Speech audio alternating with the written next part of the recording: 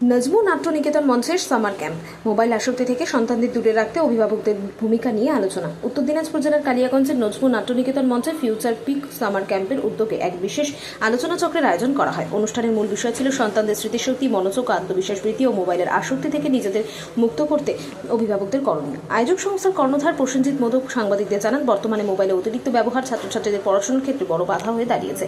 অনেক ছাত্রছাত্রী পড়াশোনার বিষয়বস্তু মনে রাখতে পারছেন না এবং মনোযোগ হারিয়ে ফেলছে, যা তাদের ভবিষ্যতে অনেক উদ্বেগজনক। অনুষ্ঠানটি অভিভাবকদের মধ্যে ব্যাপক সাড়া ফেলে এবং অনেকের মনে করেন যে বর্তমান সময়ে সন্তানদের সুস্থ মানসিক বিকাশ এবং পাশাপাশি পড়াশোনার প্রতি আগ্রহ বাড়াতে এই ধরনের সচেতনতামূলক কর্মসূচি অনেক গুরুত্বপূর্ণ। দাদা, আপনার নাম? প্রসেনজিৎ মোদক।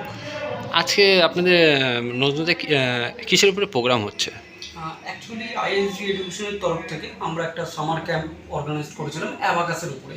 আচ্ছা। তো আমরা দুদিন সেই ক্যাম্পটা করেছিলাম এবং তৃতীয় দিনে আমাদের একটা ইচ্ছা বলতে পারেন, আমাদের ইচ্ছে ছিল যে আমরা যারা স্টুডেন্টের গার্জেনরা রয়েছে তাদেরকে নিয়ে একটা প্যারেন্টিংয়ের উপর আমরা একটা সেমিনার অর্গানাইজ করেছি।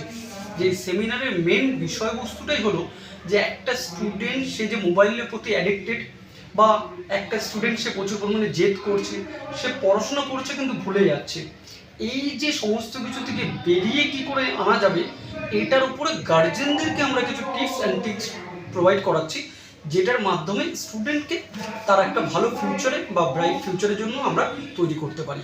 আচ্ছা, এইতে বাচ্চারা কতটা দেখছেন যে বুঝতে পারলাম?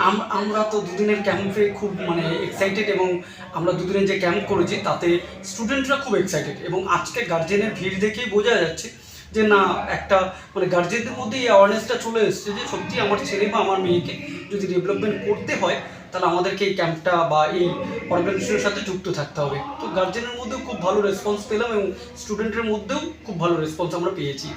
কালকে এবং পরশুদিন মিলিয়ে আমাদের টোটালে 170 করে পার ডে আমাদের স্টুডেন্ট ছিল।